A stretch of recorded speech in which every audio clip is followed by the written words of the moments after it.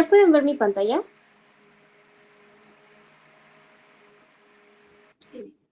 Ya la podemos ver. Ok. Bueno, vamos a continuar con la neumonía típica. A diferencia de las neumonías típicas, como ya las vimos anteriormente, estas van a estar caracterizadas porque las van a provocar bacterias que tienen características microbiológicas y clínicas que van a ser muy particulares, que pues generalmente van a carecer de pared celular o bien van a tener ciertas bacterias intracelulares, que es lo que nos va a causar la enfermedad. Y principalmente se caracterizan porque van a desencadenar una respuesta inmune. Esto nos va a explicar todos esos síntomas extrapulmonares, a diferencia de las típicas que solamente nos presentan signos y síntomas pulmonares. Los principales agentes etiológicos va a ser el Mycoplasma pneumoniae, la Clamidia pneumoniae, la Legionela y también está la Clamidia psittaci o Coxiella burnetii, que van a estar caracterizadas, estas dos últimas que les mencioné, van a ser por aves o por algunos mamíferos, como por ejemplo las vacas, algunas ovejas, que nos van a causar la enfermedad. Ahorita lo vamos a ir desglosando para que podamos entender cómo es que empiezan a provocar la infección. Las neumonías atípicas van a representar del 7 al 20% de las neumonías adquiridas en la comunidad. Los factores de riesgo para presentarla es que pues el paciente sea de edad avanzada. Se pueden presentar en todo el año, en todas las estaciones, pero principalmente predominan en lo que va a ser el otoño e invierno. De igual manera, los últimos dos agentes etiológicos que les mencioné pueden ser eh, por el contacto con estos animalitos. Hay algunas personas que pues se dedican a cuidar, son veterinarios o así, entonces tienen como el contacto directo y es un factor de riesgo para poder generar una neumonía típica. De igual manera, el consumo de agua potable contaminada va a ser más específico para lo que es la legionela. Ahorita lo vamos a ver. También, pues, no sé si recuerden que les mencionaba que el tabaquismo y la inmunosupresión por alguna comorbilidad que esté complicada en el paciente nos puede causar la neumonía. En este tipo de neumonías atípicas no va a ser la excepción. También son factor de riesgo para que la enfermedad pueda complicarse. Entonces vamos a empezar con lo que es el Mycoplasma pneumoniae. Esta va a ser una bacteria pequeña con ADN de doble hebra. No va a tener pared celular y el periodo de incubación va a ser de 2 a 3 semanas. Esto de la que no tiene pared celular es muy importante para ahorita que veamos lo que es la fisiopatología. En sus factores de riesgo, esta bacteria predomina un poquito más en lo que es el otoño y la primavera y es frecuente en niños mayores a 5 años, pero según la bibliografía que leí, menciona que últimamente igual se da en niños más pequeños. También puede estar ocasionada en poblaciones cerradas o con familias numerosas que vivan en hacinamiento. Y pues ya, vamos a pasar a lo que es la fisiopatología. Principalmente, estas bacterias van a entrar por lo que es la microaspiración de partículas, que es uno de las tres principales vías que les mencionaba en un inicio con las otras. En esta específicamente es la microaspiración de estas partículas, las cuales pues, están transmitidas de un humano a otro por la aspiración de lo que pueden ser secreciones, por un estornudo o por la tos. Esto va a ser lo que nos va a provocar que puedan ingresar hacia nuestro aparato respiratorio. Lo que va a suceder aquí es que se va a unir la bacteria con lo que es el epitelio respiratorio, en donde se va a desencadenar todo un proceso inflamatorio. Aquí viene la parte que les decía de que es muy importante lo que les mencionaba, que no tiene pared celular, debido a que de esta manera la bacteria va a entrar en un contacto directo con lo que es la célula del huésped. Y aquí se va a garantizar un intercambio de componentes que le favorezca, la célula le va a favorecer un buen ambiente a lo que es la bacteria para que pueda crecer y se pueda proliferar. Por lo tanto, cuando hace esta unión a nuestras células, pues va a ocasionar lo que es la producción de una toxina que se denomina toxina del síndrome de distrés respiratorio, que está acá, toxina CARS. Esas son sus siglas. Y esta toxina lo que hace es que se va a unir a la proteína A de lo que es el surfactante y por endocitosis va a entrar a lo que es la célula epitelial de los bronquios. Aquí lo que causa es que haya una cascada de inflamación que pues va a empezar a secretar varias citocinas que evidentemente van a empezar a dañar lo que es nuestro sistema respiratorio. Aquí es importante saber que entre más toxina haya, más grave va a ser la enfermedad. De igual manera, esta bacteria promueve lo que es la migración de linfocitos y neutrófilos a través de ciertas lipoproteínas que tiene, como lo puede ser la MALP2, la P48 y la M161AG.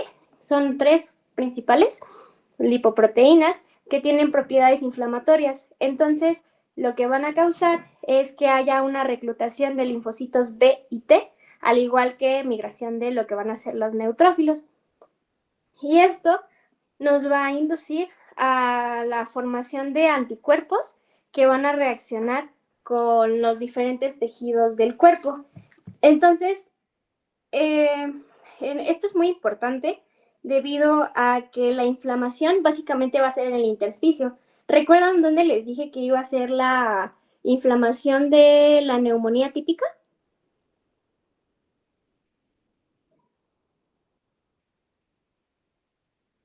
Bueno, les mencionaba que en la neumonía típica la inflamación va a ser principalmente en los alvéolos y se va a caracterizar por un llenado de exudado en ellos y es lo que nos va a empezar a causar los principales síntomas. Aquí la inflamación es en el intersticio y no va a llenar de exudado los alvéolos. Por lo tanto,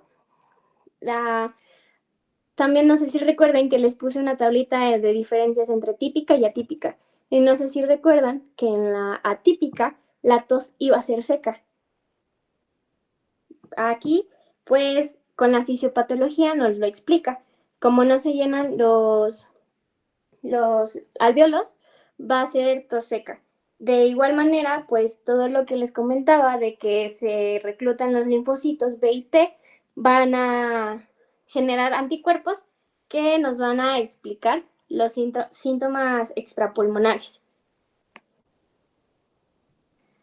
Ahora, el cuadro clínico.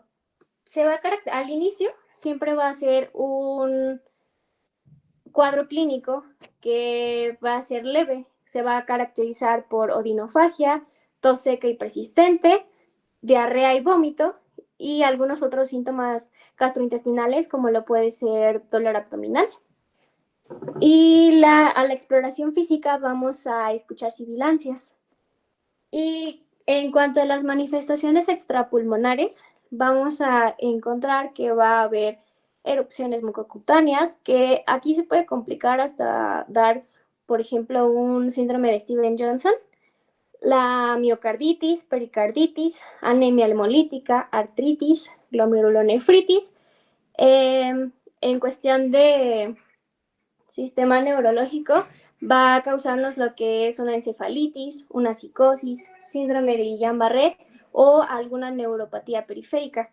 Y aquí cabe destacar que ya es cuando el paciente está como muy complicado, ya pasó mucho tiempo.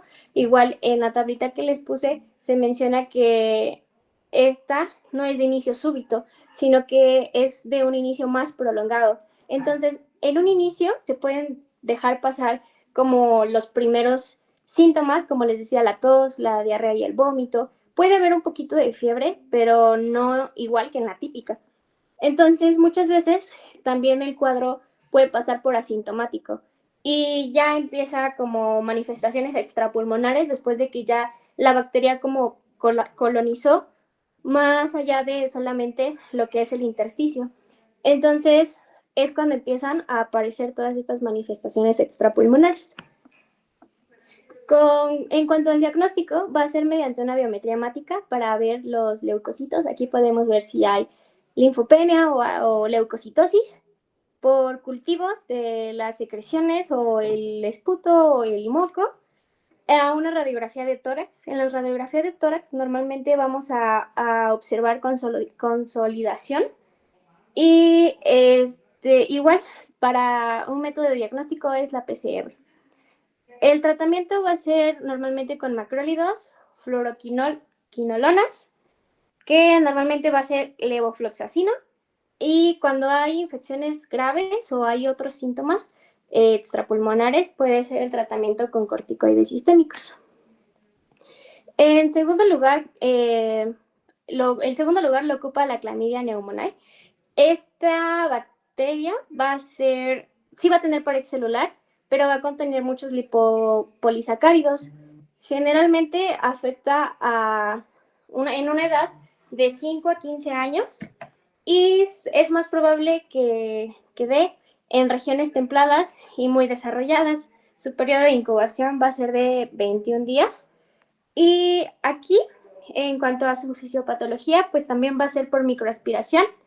Nada más que este agente tiene una característica, que en su desarrollo va a tener una forma intracelular y después va a tener una forma extracelular, que pues básicamente en la extracelular se va a caracterizar por una hiperactividad bronquial que va a estar mediada por lo que es la inmunoglobulina E, perdón, y nos va a causar lo que es una infección persistente. Aquí está, es lo mismo, ingresa por microaspiración. En la forma intracelular se van a caracterizar cuerpos reticulares y en la extracelular cuerpos elementales. Entonces, los cuerpos reticulares van a estar como al inicio, ¿no? Cuando está colonizando apenas.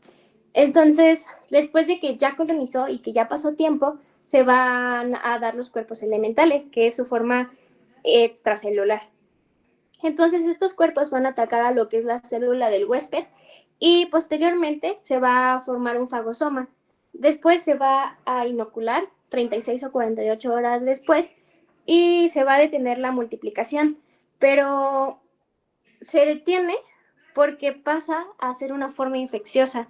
Entonces es aquí donde les menciono que entra la hiperactividad bronquial y se convierte en una infección persistente, lo que va a causar que la actividad metabólica se reduzca y nos puede causar infecciones o síntomas subclínicos, que es en donde podemos observar pues nuestro cuadro clínico. De igual manera, aquí el cuadro clínico va a ser leve y se va a caracterizar por malestar general, tos seca, fiebre. La fiebre va a ser muy leve, cefalea y odinofagia. Y en sus manifestaciones extrapulmonares, aquí pues también, como les mencionaba en el otro, nos puede ocasionar miocarditis y endocarditis, síndrome de Guillain-Barré. Una aquí como que se caracteriza también es porque va a ocasionarnos derrame pleural, neumotórax, fibrosis intersticial por la infección persistente que va a haber, al igual que abscesos pulmonares. Y pues ya, básicamente igual nos puede ocasionar síndrome de Guillain-Barré. El diagnóstico va a ser mediante PCR, el cultivo y aquí la serología. Vamos a buscar anticuerpos IgM que van a aparecer 2 o 3 semanas después de que se dé la infección y anticuerpos IgG que van a ser después de 6 a 8 semanas. Su tratamiento es con macrólidos, tetraciclinas y quinolonas. Se recomienda eritromicina por 14 días o claritromicina o acitromicina. También podemos utilizar. Y luego tenemos a lo que es la Legionella neumopila, perdón. Aquí esta igual también va a ser una bacteria gram negativa que requiere ciertos requerimientos para poder multiplicarse. Y era lo que les mencionaba, que un factor de riesgo es que los pacientes consuman aguas contaminadas, porque aquí se va a encontrar específicamente. Su periodo de incubación va a ser de 2 a 14 días y aquí su fisiopatología pues es como que ingresa por el agua contaminada, que la consumamos o así. Se va a unir a la célula del huésped, lo mismo que les mencionaba con los otros, se une a la célula del huésped y se multiplica intracelularmente después de que ya está unida. Entonces ocurre lo mismo, una cascada de inflamación donde va a haber una liberación de muchas citocinas y la reclutación de neutrófilos, linfocitos, que nos van a empezar a dar anticuerpos que van a dañar a otros tejidos, otros sistemas del cuerpo. Y pues esta se va a caracterizar por cefalea, mialgias, astenia, anorexia y síntomas gastrointestinales en su cuadro clínico cuando va a estar en sus inicios y va a ser muy leve. Y sus manifestaciones extrapulmonares pues también es pericarditis, miocarditis, endocarditis, artritis. Y esta puede ocasionar lo que es esplenomegalia y convulsiones. El diagnóstico va a ser con la biometría hemática, PCR, radiografía. Aquí también solicitamos una radiografía porque podemos observar signos de consolidación y es como muy común esta parte, al igual que podemos solicitar un antígeno específico en la orina que normalmente va a estar positivo 48 o 72 horas después de que inician los síntomas. El tratamiento igual es con macrólidos, tetraciclinas y quinolonas. De la citromicina se recomienda que se use de 3 a 5 días y si se utiliza levofloxacino de 5 a 10 días. Luego tenemos a la clamidia, citasi, o les mencionaba que igual puede ser Coxiella burnetii. Aquí específicamente la clamidia ocasiona una enfermedad que se llama citacosis, que va a estar dada por aves principalmente, por lo que pueden ser palomas, cotorros, gallinas, pavos. Entonces, como esos animalitos son los portadores de esta bacteria y nos puede ocasionar la enfermedad. Normalmente predominan los varones de adultos de edad media que se dedican al cuidado con las aves, como pues hay algunas personas que transportan a todos estos animalitos o que se dedican a venderlos o que están pues sí en cierto contacto con ellos. Y su mecanismo, bueno, su fisiopatología va a ser que a veces estos animalitos están enjaulados. Entonces, cuando hacen del baño, se queda ahí en su jaula y a veces, muchas veces no se limpia. Entonces, se secan sus heces y cuando vuelan, que te acercas o se acercan, vuelan, van a esparcir todas estas partículas que el huésped va a inhalar y va a ser la forma en la que colonizan el, el cuerpo. También puede ser por plumas, que pues hay como personas que tienen a sus cotorritos o tienen palomas o alguna otra ave y sueltan las plumas y andan volando ahí por toda su casa o por su patio. Esto también es una forma de contagiarse. O incluso si reciben algún picotazo de alguno de estos animalitos puede ocasionarles la enfermedad. Aquí el cuadro clínico se va a caracterizar por fiebre, cefalea, sudoración, la tos seca y mialgias. También va a haber un esputo verdoso después de que ya se dio la enfermedad. Y aquí pues les mencionaba igual la parte de que pues la fisiopatología. Y es muy importante que hagamos una historia clínica muy buena, ya que tenemos que preguntar justo en esta parte como si tiene contacto con estos animalitos, porque va a ser una pieza clave para orientar nuestro diagnóstico y podamos dar con el agente etiológico que nos está causando.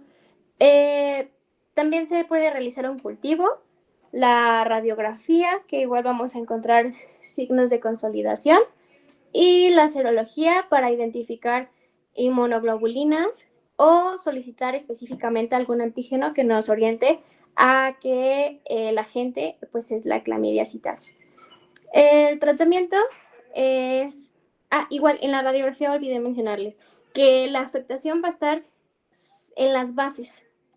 Lo encontré así, que siempre va a estar en las bases y va a ser muy común, un signo muy común que podemos encontrar para la clamidia. El tratamiento va a ser con doxiciclina, 100 miligramos 2 veces al día por 14 días. Y en caso de que tenga hipersensibilidad el paciente a la doxiciclina, se van a recetar macrólidos. Son los de segunda línea, pero primera línea siempre va a ser doxiciclina. Y ya sería todo. Dudas de estos microorganismos. Recuerden que los atípicos nos dan neumonías con cuadros no comunes, entonces tienen mucha afección al estado general, pueden cursar con lesiones en piel, dolor articular, daño renal, hemático, etcétera. Entonces, siempre que el paciente tenga algún otro cuadro, muchas veces la radiografía nada más se ve con un patrón intersticial, no se ven lesiones que confluyan con llenado alveolar, como comúnmente vemos una neumonía. Estos microorganismos nos dan patrones radiológicos intersticiales.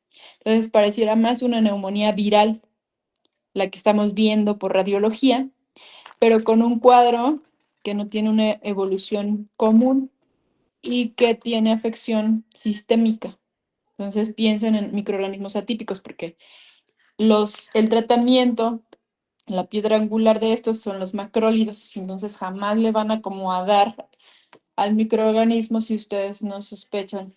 Y pues sí, las pruebas de PCR, la serología, inmunoglobulinas, IgM, IgG, son las diagnósticas por laboratorio. Obviamente la clínica va guiándonos en todo esto, acompañados de pues, la historia de la enfermedad.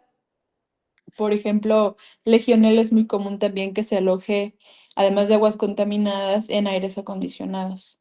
De ahí la enfermedad del legionario, no sé si lo han escuchado, de aquí este nombre. Hubo una reunión de como ex militares en Estados Unidos y muchos se enfermaron, entonces, de vía respiratoria, pues, cursaron con neumonía y vieron que como que el cuadro clínico común en los enfermos, no era un curso normal de un proceso neumónico. Comenzaron a investigar y resulta que en el aire acondicionado de esa reunión encontraron legionela. De ahí, de ahí el nombre de la enfermedad del legionario. Pero bueno, espero haya quedado claro esto. Creo que nos dio un buen resumen su compañera. ¿Tienen alguna duda de este tema? Recuerden siempre interrogar. Es muy importante. Por ejemplo, la presencia de loros, periquitos australianos son muy comunes en las casas. Entre las plumas, la caspa que tienen, pueden llevar este microorganismo, además de las heces, como bien lo comentó su compañera. Entonces, es frecuente y no nada más nos da neumonía por Clamidophilia nos puede también dar aspergillosis broncopulmonar alérgica, la presencia de estas aves. Nos puede dar cuadros similares a asma, que al retirar al factor que está provocando la hipersensibilidad, se quita obviamente la reacción en los pacientes, pero esto de las aves es algo que es clave preguntarlo en neumología. ¿Alguien tiene alguna duda o algún comentario? ¿O todo quedó clarísimo?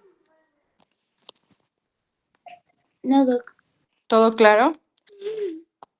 Bueno, continuemos entonces, por favor, con los temas de virales, ¿no? Neumonías virales. Sí, doc, enseguida.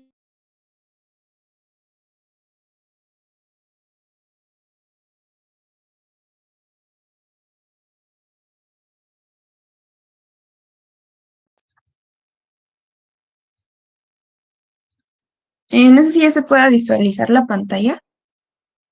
Ya. Sí, ya. Ok. Bueno, entonces, ahorita vamos a comenzar con lo que van a ser infecciones virales. Para infecciones virales respiratorias, vamos a enfocarnos principalmente o a hablar sobre lo que va a ser coronavirus y COVID-19, sobre influenza, croup, y en otros virus respiratorios vamos a hacer mención sobre lo que va a ser el adenovirus y el virus sincitial respiratorio. Entonces, vamos a comenzar con lo que va a ser coronavirus y COVID-19. Para empezar aquí como con la pequeña introducción entre estos dos términos que nos manejan entre SARS-CoV-2 y COVID-19, pues recordemos que pues el SARS-CoV-2, que es el síndrome de dificultad o síndrome agudo severo de respiratorio agudo severo por coronavirus tipo 2, por sus siglas en inglés, este pues fue identificado o fue llamado así por el Comité Internacional de Taxonomía de los Virus el 11 de febrero. Y pues ya después hablaremos un poquito más de que pues es un tipo de virus de ARN monocatenario que está relacionado con el que se dio en el 2003, con el SARS 2003. Y pues a COVID-19 ya como tal le vamos a llamar a la enfermedad causada por lo que va a ser el SARS-CoV-2, que igual fue anunciado el mismo día que pues el virus, y pues esta ya se va a definir como una enfermedad infecciosa que afecta principalmente tanto al tracto respiratorio y que contiene un espectro clínico que realmente es muy variado, pero va desde síntomas leves hasta provocar una enfermedad grave y con alta mortalidad. Entonces, como pequeña parte de la introducción, recordemos que pues toda esta familia de los coronavirus realmente pues es muy variada, ya que tanto pueden afectar a humanos como también a algunos otros mamíferos como perros, gatos, cerdos e incluso algunos tipos de aves. Tenemos que pues principalmente van a existir algunos tipos de virus que nos causan pues síntomas parecidos a lo que va a ser un resfriado común. Y estas variantes de coronavirus que pues suelen causar un resfriado común o síntomas parecidos a, suelen ser el COP-NL63, el 229E, el OC43 y el HK1.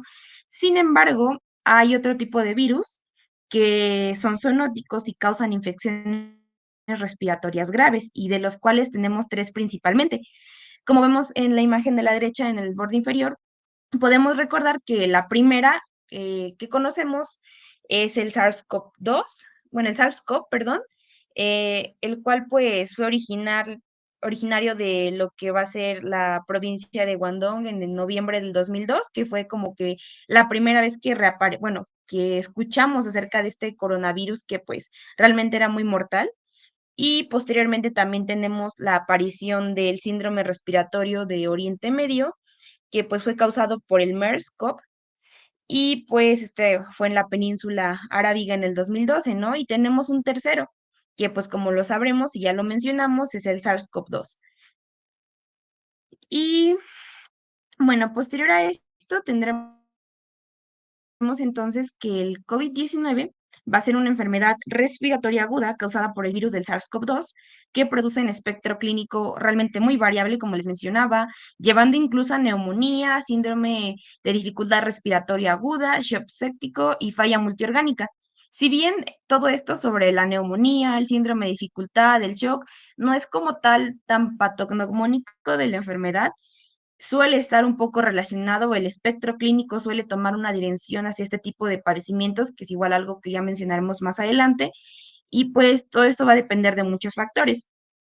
Entonces, para ir entendiendo un poquito más sobre cómo va a ser el espectro clínico, entendamos que entonces va a pertenecer a la familia de los coronaviridae, es del género betacoronavirus, recordemos que es ARN monocatenario y que el periodo de incubación de esta enfermedad va a ir de 4 a 14 días, con un periodo intermedio de lo que van a ser pues aproximadamente 5 días, ¿no? Y parte de la microbiología que la vamos a mencionar realmente muy breve, recordemos que pues está compuesto por realmente muchas estructuras, tanto por las proteínas E, M, N, que pues le dan cierta y le confieren cierta estructura, como lo mencioné. Sin embargo, creo que aquí, como muchos sabemos, la principal es la proteína Spike, que si bien este nombre viene del inglés, que significa púa, por la imagen que tiene, esta proteína va a ser la que se adhiera al receptor específico que va a ser la enzima convertidora de angiotensina que se encuentra en los neumocitos tipo 2 y por tanto va a permitir el ingreso intracelular esta misma para causar daño. Y además recordando que igual esta misma proteína spike es la que le va a dar esa forma de corona y pues de ahí por qué se origina este nombre. Entonces vamos a comenzar que pues la transmisión, como pues era de esperarse, va a ser a través de lo que es el contacto de secreciones o a través como tal de las gotitas que salen a través de los estornudos o de la tos. Entonces tenemos que pues esta persona, una persona infectada que incluso se encuentra en un periodo asintomático, la cual también vamos a ver que es responsable de causar infección, pues tose o estornuda, ¿no? De forma consciente e inconscientemente, y pues comienza a producir ya secreciones que ya poseen replicación viral, o sea, son secreciones que ya tienen el virus, y por tanto, estas pueden entrar en contacto con mucosas, con, por ejemplo, ojos, nariz o boca de otra persona, o si bien también pueden quedarse este virus en lo que van a ser manos, objetos que se contaminan y después pueden entrar en contacto, que es a lo que conocemos como fomites, ¿no?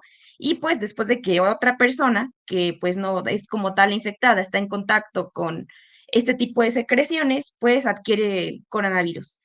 Y aquí recordemos un poquito sobre que igual parte de este contagio por fomites nos habla que hay distintas superficies en las cuales se conoce y se sabe que el virus tiene mayor espectro para permanecer ahí fijo. Es por eso que a partir de esto se comenzaron a implementar lo que van a ser las medidas de seguridad sobre limpiar las superficies y demás, porque tenemos que el cobre, el cartón y el acero inoxidable y el plástico eran algunos de los materiales en los que era pues más propenso a sobrevivir este virus. Y en la esquema de abajo les muestro cómo este va de horas, de cuál es menos probable que se quede menos tiempo a aquel que es más probable. Tenemos que pues como tal en el plástico, en lo que es el acero inoxidable, tendría a persistir más que a la diferencia de otros materiales. Entonces, hablamos principalmente de esta transmisión porque vamos a hablar un poquito y a grandes rasgos sobre la fisiopatología, ya que es importante mencionarla porque de acuerdo a esto va a depender mucho la sintomatología clínica que tengamos, la evolución de la enfermedad y por tanto el tratamiento y cuál es el tratamiento que tenemos que ocupar dependiendo de este periodo de la enfermedad. Entonces, como pueden observar en la imagen de la derecha, eh, supongamos que pues entonces el SARS-CoV-2 ya entró a nuestro sistema, ¿no? Entra a través, pues, como ya lo mencionamos, de las principales vías de contagio y por ende su lugar de o su sitio de ataque es en el espacio alveolar, específicamente a nivel de los neumocitos tipo 2, en donde se encuentra la enzima convertidora de angiotensina, ¿no? Entonces, para explicar esto, recordemos pues este pequeño esquema rápidamente, en donde tenemos que lo primero que va a existir es una unión del virus a la célula hospedera. Entonces, esta unión del virus se hace a través de que la proteína spike se une a lo que es la enzima convertidora de angiotensina y a través de una serina proteasa transmembrana que pues no es más que otra proteína que ayuda a que éste se adentre, empieza a ingresar a la célula, al neumocito tipo 2, y ya sea que pueda entrar por endocitosis o simplemente como que se fusione, como lo vemos en la imagen, y libere el genoma viral. Una vez que este genoma viral se encuentra dentro de esta célula, pues obviamente comienza lo que va a ser la transducción y la replicación, ¿no? Prácticamente nos referimos a que todo este genoma liberado se comienza a transcribir para formar más copias y posteriormente, ya cuando este genoma está lo suficientemente replicado, entonces ahora se empieza a preparar la transducción de proteínas estructurales para que pues como tal salga el virus como es, ¿no? Entonces primero se duplica el genoma y posteriormente las proteínas estructurales, que van a ser las proteínas N, E, M y la S. Estas se van a sintetizar pues en lo que va a ser el retículo endoplasmático, rugoso, incluso algunas pues se van a sintetizar en lo que es parte de los ribosomas que se encuentran libres y claro, todo esto siempre es en el citoplasma. Y entonces una vez que empiece este ensamblaje, va a tomar parte de la bicapa lipídica de la célula y el virus va a salir y va a liberarse para ir a infectar a otros neumocitos adyacentes. Pero aquí entonces ya vimos que esta es la fase de replicación. porque aquí hay que mencionar algo muy importante, es que posterior de esto, tenemos que cuando un neumocito es infectado, en un principio, pues este neumocito no va a reconocer ni al virus, ni mucho menos a su genoma como extraño, es decir, va a permitir la replicación como tal, pero pues cuando este COVID, bueno, el SARS-CoV-2 sale del neumocito tipo 2, pues obviamente va a empezar a destruir esa célula por la replicación y la apoptosis que genera. Entonces el neumocito tipo 2 va a empezar a sintetizar como señales de auxilio antes de morir. Y pues por tanto, estas señales de auxilio son la liberación de mediadores de la respuesta inmune, que pues van a ser señales llamadas para que entonces prosiga la infiltración de macrófagos y de neutrófilos al área de infección. Ya cuando entonces mando estas señales de que pues en efecto tuvo una destrucción ese neumocito tipo 2 y llegaron los mediadores de la respuesta inmune, vamos a tener que, a su vez, estos macrófagos alveolares, como lo conocemos, van a comenzar a producir mediadores inflamatorios, ¿no?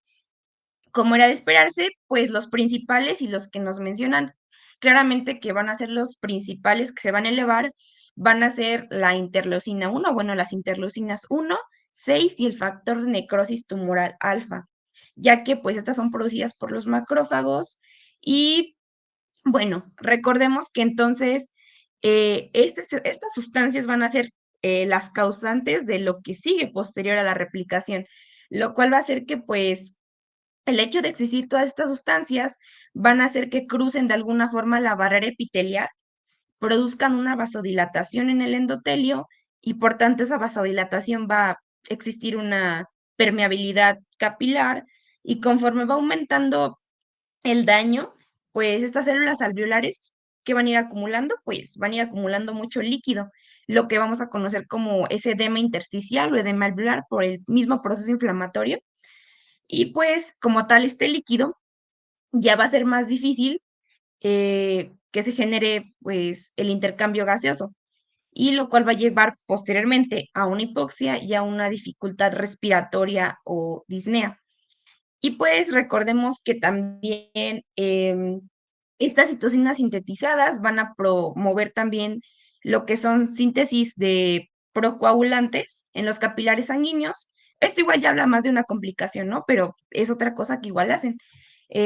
Promueven como tal estos procoagulantes, dando a la formación de coágulos, que pues esto nos puede llevar ya a una trombosis pulmonar y unos efectos más graves, como lo va a ser una trombosis incluso sistémica. Entonces, entendiéndolo de esta forma, una vez que se pasa el periodo de replicación, llega como tal este periodo de fase de mediadores inflamatorios y pues como afecta principalmente a lo que van a ser los neumocitos tipo 2, ante la baja producción de surfactante, porque se va a ver comprometido ya que se van destruyendo estas células, pues el alvéolo colapsa. Por ende, porque pues recordemos que estos neumocitos tipo 2 iban a cumplir una función elemental aparte de secretar surfactante, lo que era mantener la tensión superficial de lo que iban a hacer los alvéolos para que se no colapsaran. Entonces, si el virus se replica sobre esta célula y comienza a destruirlas incontroladamente y infectar a más células vecinas, pues por ende vamos a tener pues este colapso de los alvéolos. Entonces, esto lo mencioné precisamente por lo siguiente, ¿no? Ya que vamos a entrar un poquito acerca de lo que va a ser la clínica. Entonces, recordemos esto muy importante. Vamos a tener a la población que se encuentre tanto asintomática como aquella que ya tenga síntomas tanto leves a moderados, aquellos que tenga síntomas graves y aquellos que tenga síntomas ya críticos. Como pueden observar aquí en la gráfica, nos menciona acerca de qué tan sintomático es un paciente, cómo es que está la respuesta inmunológica y si sus síntomas van de leves a moderados o realmente ya son pacientes que requieren ventilación mecánica. Entonces, pues en un inicio, en la fase sintomática, como pasa con algunos pacientes, existe un periodo realmente grande de contagiosidad desde que se empieza la replicación, ¿no? Ya es posible que esta persona contagie a otra. Y pues aquí tenemos que entonces existe ese periodo de replicación y pues por tanto el sistema inmune todavía pues es lo suficientemente, podríamos decir que competente para poder contrarrestarla y pues comienza apenas a desarrollarse esta respuesta inflamatoria. Ya cuando una persona se encuentra en una etapa leve a moderada, tenemos que ya no solamente, pues, eh, tiene pocos síntomas, sino que ya los síntomas ya van de leves a moderados, ya no presenta simplemente asintomatología, sino que ya empiezan ya los síntomas principales de lo que es el SARS-CoV-2 y por tanto la inmunidad va disminuyendo, porque pues de cierta forma empieza a generar más replicación y por tanto el sistema inmune le está costando un poco de trabajo pues contrarrestar este virus. Para posteriormente, en lo que va a ser un enfermo ya grave, ya va a requerir o se va a encontrar en lo que va a ser una hospitalización total y pues la inmunidad se va a ver todavía más reducida, ¿no? Y de hecho, fíjense que este periodo de contagiosidad se vuelve todavía más grande debido a que pues la replicación viral está en su máximo esplendor. Y pues, por ende, ya en una etapa crítica hablamos de un paciente que ya está en una unidad de cuidados intensivos, ya requiere ventilación mecánica y por tanto la inmunidad ya no es lo suficientemente buena como para contrarrestar o contraatacar al virus y pues por tanto es donde sucede la defunción en muchos casos, ¿no?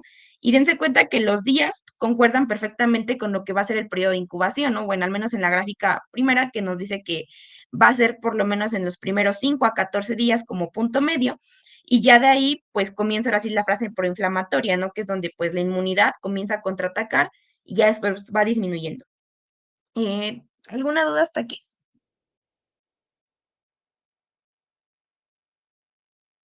Bueno.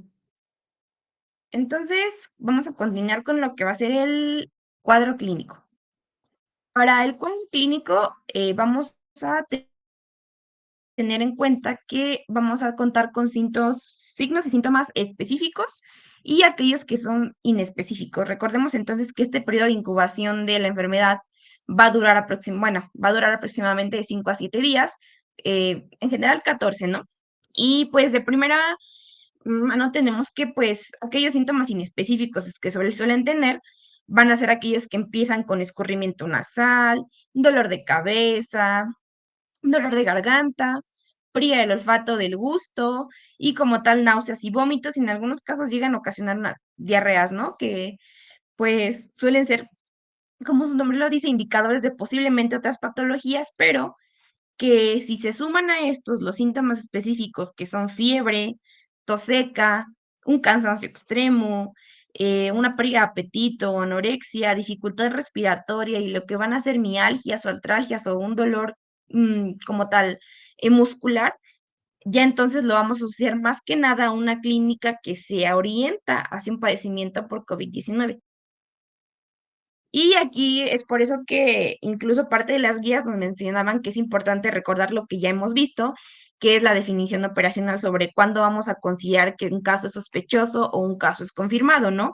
Entonces recordemos brevemente que si en los últimos 7 días esta persona presenta por lo menos dos de los siguientes, que es tos, fiebre y dolor de cabeza, y se acompaña por lo menos de uno de los demás síntomas, como los mencionamos, que es dificultad respiratoria, dolor en las articulaciones, escurrimiento nasal, anosmia, geusia y conjuntivitis o dolor de pecho, ya lo podemos generar como un caso sospechoso de COVID, ¿no? O de pues, una posible infección respiratoria.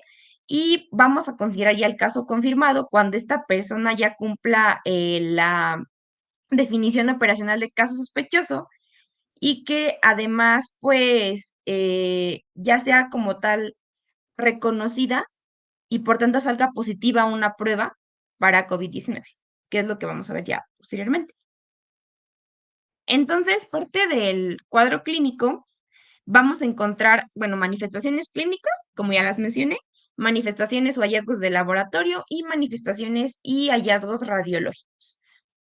Entonces, recordemos aquí que parte de los hallazgos de laboratorio vamos a encontrar o se ha encontrado que a la mayoría de los pacientes que ingresaron con COVID tenían un aumento de lo que iba a ser bueno, perdón, iban a tener lo que iba a ser linfopenia, o sea, disminución de lo que iba a ser la actividad de los linfocitos, trombocitopenia, leucopenia, siendo estos de los principales. Y siendo menos comunes, la elevación de ALT y ACT, la elevación de la creatinina sinasa y el aumento del dímero D.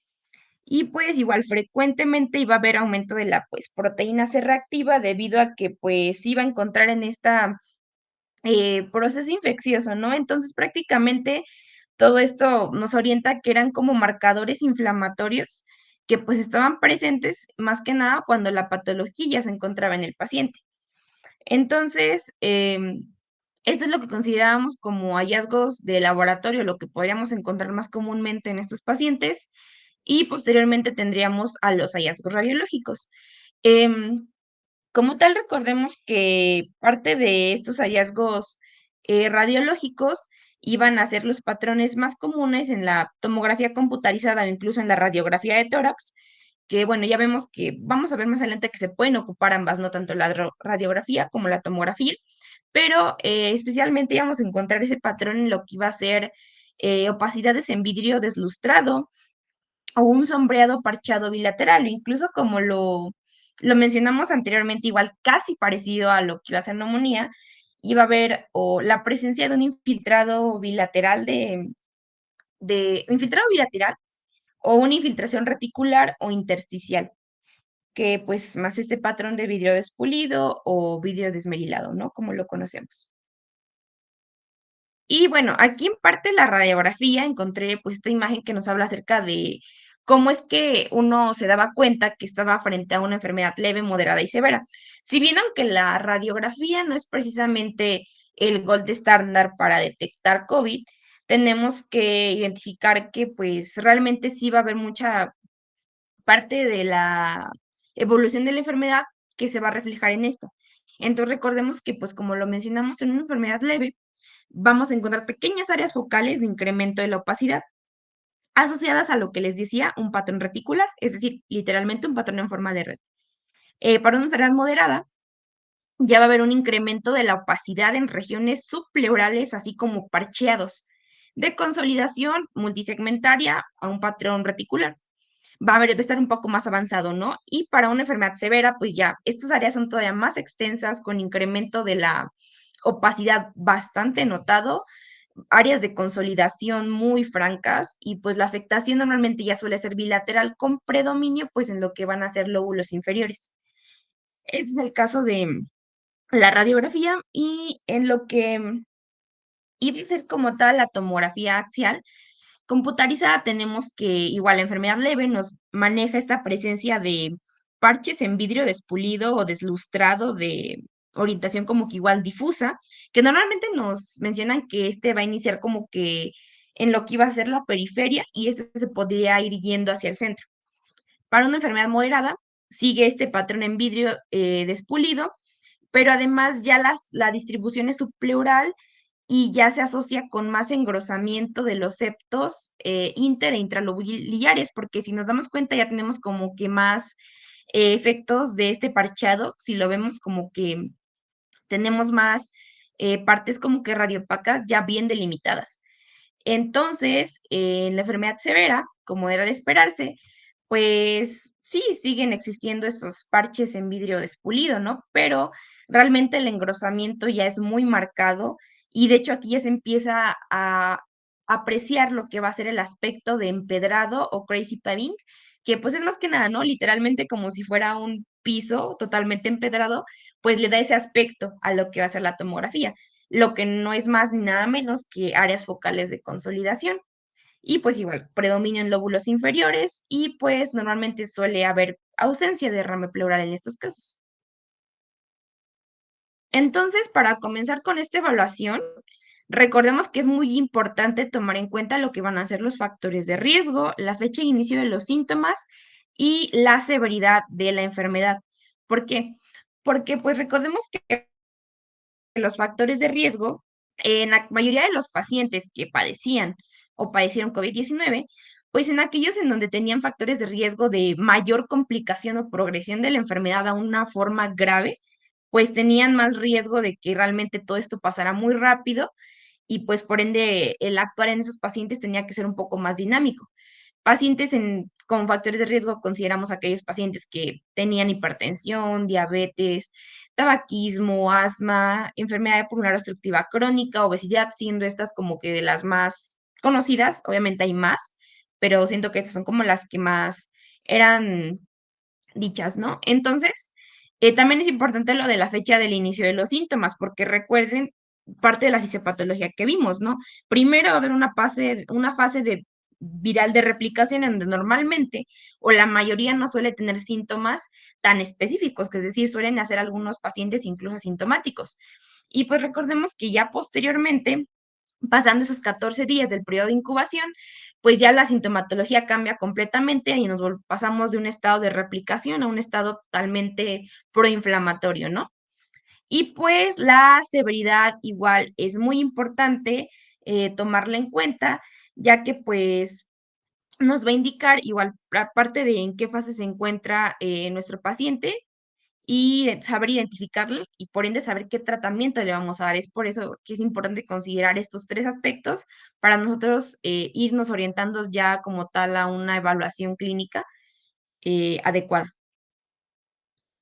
Y también parte de lo que iba a ser la guía también nos mencionaba que pues suelen clasificar, ¿no? Incluso a la gravedad de la enfermedad como enfermedad leve, moderada y grave, ya que pues esto más que nada por la sintomatología de los pacientes, ya que pues en aquellos pacientes que no tengan evidencia, bueno, no tengan evidencia de neumonía o de hipoxia y que su saturación sea mayor al 90% al aire ambiente o que además no estén, pues si no sea una sintomatología tan marcada, es a lo que vamos a denominar como enfermedad leve. Y es a lo que aquí vamos viendo, se le suele dar un tratamiento sintomático, meramente sintomático, ¿no? Y para una enfermedad moderada, o bueno, ¿cómo consideramos a un enfermo moderado?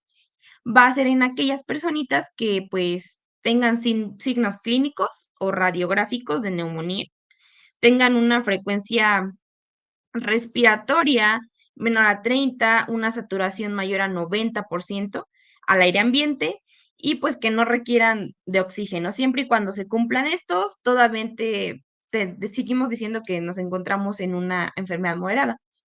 Sin embargo, cuando ya existen síntomas clínicos o radiográficos, eh, con al menos más de uno de los siguientes, que es una frecuencia respiratoria mayor a 30, ya hay una dificultad respiratoria grave y la saturación se encuentra por debajo del 90% al aire ambiente, ya consideramos que esta pues es una enfermedad grave. Y para el diagnóstico, pues recordemos que realmente aquí sí el gol estándar los mencionan como el PCR de exudado laríngeo o nasofaríngeo, ¿no? Que es a través de lo que es el hisopado nasofaríngeo o exudado faríngeo, ¿no? Y que pues por ende, eso pues en pacientes que no están entubados, porque pues en los pacientes que no intubados nos dicen que pues esta detección mediante lo que es la PCR se hace a través de lavados bronquialveolar y pues postmortem a través de biopsia pulmonar, ¿no? Pero pues así de antemano y de primera, pues yo creo que es esta, ¿no? El exudado laríngeo o nasofaríngeo. Em, igual, con una sensibilidad igual de 69% tenemos a lo que va a ser la radiografía de tórax y a la tomografía axial computarizada. Que esto, el hecho de que ocupemos ya sea una radiografía o una tomografía, no va a ser o no va a depender más que nada de la disponibilidad que tengamos, ¿no? Que pues comúnmente pues lo que está más a nuestro alcance suele ser una radiografía, ¿no? Al alcance que tienen los hospitales. Entonces, pues es por eso que lo primero que se menciona es como tal, igual para el diagnóstico, la toma de una radiografía, ¿no?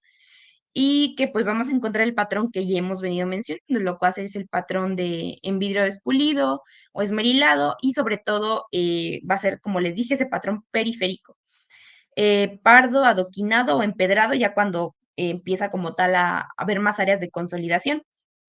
Y pues ya vimos que pues en la talla igual podemos encontrar esas características un poco similares y yo sé que pues normalmente también estaban bien establecidas lo que eran las pruebas rápidas de antígeno, pero sin embargo se demostró que aunque sí estas pues te decían si eras portador o no de COVID-19, realmente su sensibilidad y especificidad no eran tan alta como pues lo era la realización de una PCR o ver las características que tenía la radiografía, la tomografía. Es por eso que sí, se consideran como tal parte todavía de lo que es las medidas de diagnóstico. Sin embargo, recordemos eso, que pues realmente no demostraron tanta sensibilidad y especificidad del todo. Y bueno, aquí es como tal, encontré lo que es la escala como tal del CORATS, que pues nos maneja como tal los grados que tenemos, el patrón que encontramos dentro de la tomografía, dándonos un CORATS del 1 al 5, bueno, incluso es del 1 al 6, para diferenciar las anormalidades que existen y de acuerdo a esto ir relacionando si es un posible proceso infeccioso, si se relaciona con COVID, si no está claro si es COVID, si se sospecha o como tal ya son imágenes típicas de COVID. Y pues qué patrones nos muestra son más o menos los que ya les había comentado normalmente, en donde vimos las tres fases de lo que iba a ser leve, moderada y grave en la TAC. Pero pues igual es importante tomarlo en cuenta. Y aquí, pues entonces con el tratamiento. Entonces, aquí les voy a poner nuevamente como tal la gráfica, haciendo mucho hincapié entonces el por qué el tratamiento principalmente en las primeras fases se debe lanzar como tal un tratamiento con terapia antiviral y ya posteriormente se meten corticosteroides o inmunomoduladores. No podemos meter corticosteroides por nada del mundo antes, porque recordemos que dentro de la fisiopatología que les comenté, pues las primeras fases, o al menos de lo que es el día 1 al día 14, va a haber únicamente replicación viral. Realmente no va a haber participación del sistema inmunológico, entonces es por eso que principalmente nuestro tratamiento tiene que ir enfocado en detener esa replicación viral. Y posteriormente, si nos encontramos ya en una etapa donde ya existe mucha inflamación, pues ahora sí, contrarrestar o tratar de disminuir esos síntomas proinflamatorios con tratamiento de corticosteroides o inmunodulares, que obviamente esto ya va a ser ya después del día 14. Y recordemos aquí parte del tratamiento. Entonces, realmente nos manejan que para un pacientes que se encuentren como tal con síntomas leves, el tratamiento va a ser meramente asintomático, con únicamente manejo del dolor y de la fiebre, con lo cual podemos implementar paracetamol, el uso de, bueno, la hidratación y pues el aislamiento domiciliario, principalmente por lo menos los primeros 5 días, ¿no? Porque recordemos que aquí es donde la fase de replicación está súper aumentada, entonces tenemos que igual darle medidas de seguridad acerca de, pues, el uso de mascarilla, la desinfección de superficies, como tal, evitar el contacto con otras personas o por lo menos las medidas de prevención que se nos hacían momento, pues, no sé, se nos hacían hincapié en algún momento, ¿no? Para, pues, evitar esos contagios domiciliarios.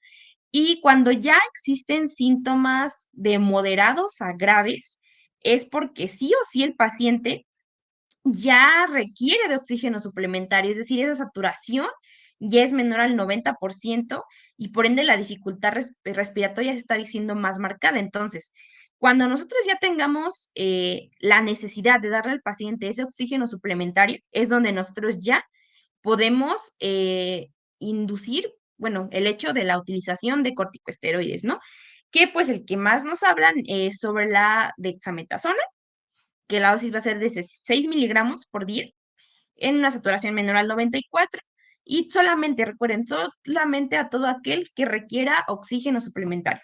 Después también vamos a ver que se le puede dar el uso de heparina, porque recuerden que otra de las complicaciones de esto era que generaba una trombosis, ¿no? Y pues en los casos más graves, una trombosis sistémica. Entonces, una heparina como parte de la profilaxis, y si hay un alto riesgo, pues se le da una dosis más alta. Y vamos a ver otro tipo de medicamentos como el remdesivir, que es un análogo de nucleótidos, y el tocilizumab, que pues también entran parte de esta categoría, pero ahorita vamos a ver un poquito acerca de estos, vamos a hablaros acá. Pero recordemos que sí, pues el remdesivir nos va a servir o va a funcionar para inhibir ese RNA polimerasa viral, perdón, y impedir que siga la replicación. Y el tocilizumab, pues como tal, va a inhibir como tal la interleucina 1 y pues como tal va a impedir esa fase de proceso inflamatorio o proinflamatorio en el que se encuentra posteriormente en los pacientes. Pero, sin embargo, yo estuve leyendo también que parte de la OMS nos recomienda como medicamentos, incluso que se pueden dar en primer nivel, el Paxlovid, el cual contiene nirmatrelvir y ritonavir. Este, pues, es un medicamento que está compuesto y nos mencionan que está indicado para el tratamiento del COVID-19 en aquellos pacientes que no requieren oxígeno y que tienen un mayor riesgo de progresión a grave. Y pues les digo, no los manejan como de primera instancia porque pues este es un medicamento que se empleó a partir de abril del 2022 y pues se puede dar en primer nivel. Y pues la dosis va de 300 miligramos, o sea, esos son 2 tomas juntas por vía oral cada 12 horas, por lo menos durante los primeros 5 días, que es donde hay mayor tasa de replicación viral. Y el Remdesivir, o sea, ¿por qué no dar primero Remdesivir y Paxlovid? Porque pues recordemos que pues el Paxlovid es una presentación que viene en tabletas y pues el Remdesivir viene pues vía intravenosa, entonces pues es más fácil que por eso se dé primero un tratamiento domiciliario o de primera línea a pasar luego al Remdesivir, que pues si bien el Remdesivir tendremos que pues la dosis en adultos va a ser de 200 miligramos el primer día hasta 100 miligramos cada día y en pediátricos pues 5 miligramos por kilogramo el primer día hasta 2.5 miligramos por kilogramo cada día. Va a durar 5 días si es que el paciente no requiere ventilación mecánica o asistida. 10 días, si es que persiste o no existe mejora clínica en esos primeros 5 días, pues bueno, lo expandimos a 10, ¿no? Y también en 10 días es súper necesario en caso de pacientes que ya se encuentren con ventilación mecánica. Entonces, como primera línea nos maneja el Paxlovid y posteriormente se le puede añadir el Remdesivir, ¿no? Pero recuerden que pues eso es más que nada, incluso entre pacientes que pues ya se encuentran hospitalizados. Posteriormente también se nos sugiere como tal la implementación de un anticuerpo monoclonal, que en este caso, pues uno de los más conocidos es el Sotrovimab, que pues bueno, es un anticuerpo que se une como tal al receptor RBD de la proteína en la cápsula del SARS-CoV-2, como tal inhibiendo pues que este continúe su replicación. Y pues esto incluye como les decía, como parte de la terapia de anticuerpos monoclonales y ya posteriormente encontramos a lo que va a ser la dexametasona. Ya cuando nos encontremos en el periodo proinflamatorio, recordemos que la dosis va a ser de 6 miligramos vía intravenosa principalmente, aunque también lo manejan vía oral, siempre y cuando exista una saturación de oxígeno menor al 90%. Recuerden la característica, ¿no? Sí o sí, el paciente necesitaba pues ese requerimiento de oxígeno suplementario para poderse administrar. Entonces, solamente en esos casos administramos con una duración de 10 días con oxígeno suplementario. Y parte de lo que iba a ser el tocilizumab, que también lo mencionan, este va a ser un inhibidor directo de la interleucina 6. Realmente traté de buscar más información de este, realmente son fármacos que ya se implementaron y se descubrió su acción posteriormente, ya después de que pasó toda la pandemia y demás. Sin embargo, pues nos dicen que pues este efecto que tiene lo que va a ser el tocilizumab, igual requiere que sí o sí el paciente tenga necesidad de oxígeno suplementario, que la PCR esté por arriba de 75 miligramos por litro y que siempre tenemos que descartar otro tipo de patologías como tuberculosis y virus de la hepatitis B o C para implementar este tratamiento. Entonces, para pacientes que tengan únicamente sintomatología leve, recordemos dar Paxlovid. Ya aquellos que comiencen con ya patología, digamos, un tanto leve a moderada, podemos incluir Remdesivir. Una terapia monoclonal también implica a aquellos que tienen una enfermedad leve a moderada y para la enfermedad como tal, ya con síntomas más marcados a graves, podemos implementar lo que va a ser el uso de corticosteroides y el tocilizumab. Y pues ya para pacientes en estado crítico, recordemos que se basa en 3 principales pasos en los cuales les vamos a dar a esos pacientes con ya sintomatología crítica, que primero vamos a solicitar estudios, después vamos a dar una profilaxis en esos pacientes y finalmente pues es el manejo de cuidados en la UCI, ¿no? Entonces, ¿por qué solicitamos estudios? Principalmente para valorar el riesgo tromboembólico que va a tener este paciente con el dímero D y el fibrinógeno, porque recuerden que parte de esa fisiopatología que explicamos es que estas citocinas que también promueven la síntesis de procoagulantes. Entonces, un paciente que ya tuvo evidentemente más de 14 días con la enfermedad, quiere decir que pues ya no está en una fase de replicación viral y por tanto ya parte del sistema inmune ya sintetizó demasiados mediadores proinflamatorios que lo están conllevando a lo que va a ser una posible trombosis pulmonar quizás o una trombosis sistémica. Entonces es importante solicitar estos estudios para detectar el riesgo tromboembólico. Nos dicen que en todos los pacientes hospitalizados deben recibir tromboprofilaxis con heparina recomendablemente de bajo peso molecular. Y siempre va a haber estas contraindicaciones si es que las plaquetas están en menor de 50,000, la hemoglobina está en menor a 8, o este paciente tuvo hemorragia en los últimos 30 días, pues en esos casos obviamente no la vamos a administrar, pero en caso de que no existan esas contraindicaciones, pues se da como un tratamiento profiláctico, ¿no? Con una dosis realmente dentro de lo que va a ser la dosis regular para pacientes únicamente con tromboprofilaxis y para una dosis altas en pacientes que pues salieron muy altos en lo que va a ser su estudio para el dímero D, que tiene un alto riesgo tromboembólico, pues ahí es donde subimos un poquito la dosis de esta heparina, ¿no? Pero si no, se mantiene una dosis baja para únicamente tratamiento profiláctico. Y para manejo ya en un paciente en unidad de cuidados intensivos, siempre recuerden que se tienen que mantener tenemos que mantener esos pacientes con una presión arterial media de por lo menos 60 milímetros de mercurio, o bueno, por arriba de 60 milímetros de mercurio. En caso de que esto empiece a fallar, por la falla sistémica que va a empezar a haber, entonces ya se nos hace claro que tenemos que usar vasopresores precisamente para ayudar a que esta presión arterial media se mantenga por arriba de 60 milímetros de mercurio. Entonces vamos a usar primero vasopresores de primera elección, como lo suele ser la noradrenalina. Después podemos añadir vasopresina. Y en caso de que el paciente ya presente datos de insuficiencia cardíaca, ya podemos dar incluso dobutamina, ¿no?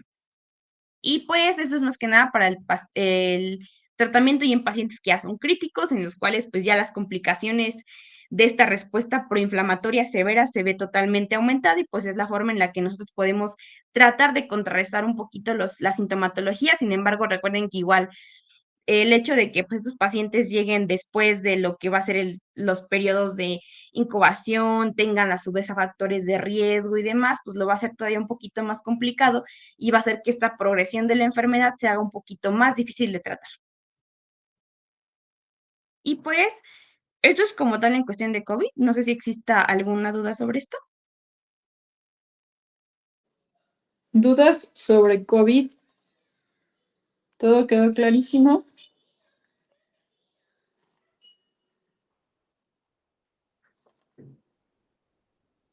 Parece que sí, entonces. Mm. Bueno. Continuamos entonces.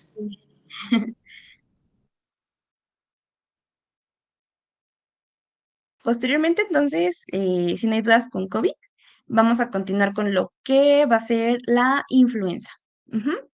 Entonces, para hablar acerca de influenza, recordemos que, pues, como tal, la vamos a definir como una enfermedad infecciosa autolimitada del aparato respiratorio que es causada por el virus de la influencia tipo A, tipo B.